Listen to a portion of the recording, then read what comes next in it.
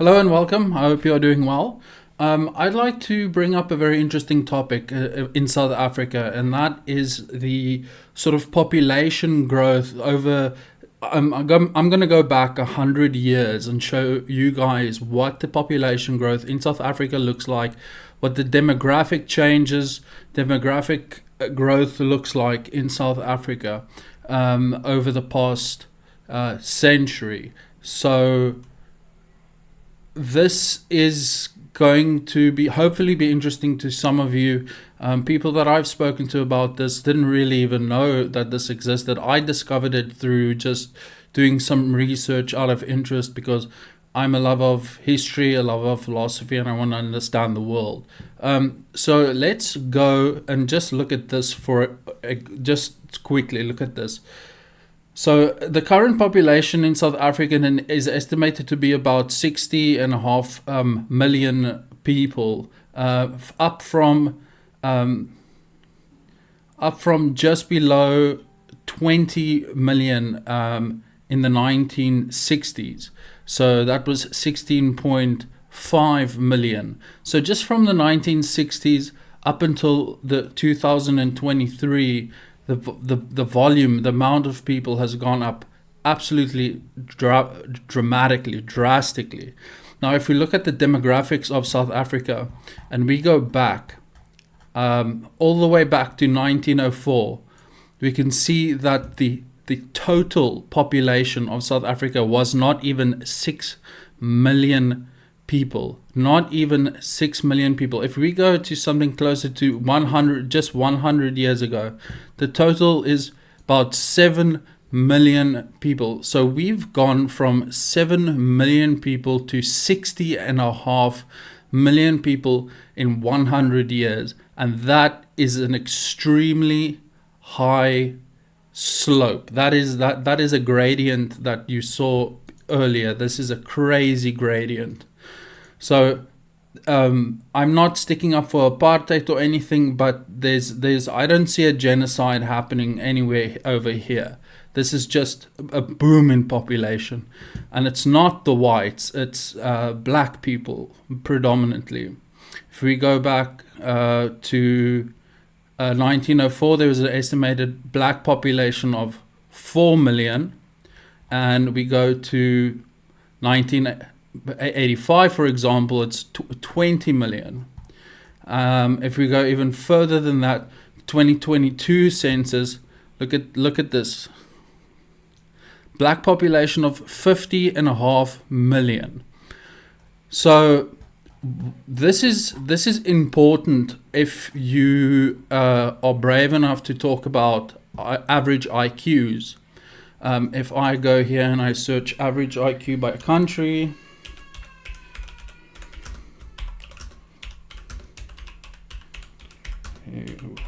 wiki nations and IQ.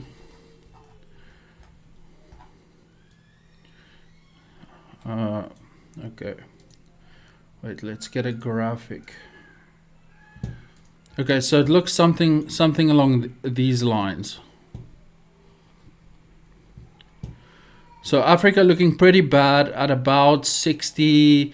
So South Africa is about 70, 75 around there, average IQ. And that explains quite a bit. If you've watched some of Jordan Peter's lectures, and this is not on race or anything like that, he's basically just talking about people in societies that have certain levels of IQ. What are they capable of contributing to a well-functioning first world society, to an oiled machine?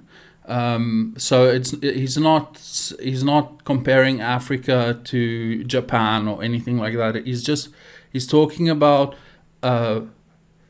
he basically, it comes down to if a country has an IQ of below 93, a functioning democracy pretty much is impossible.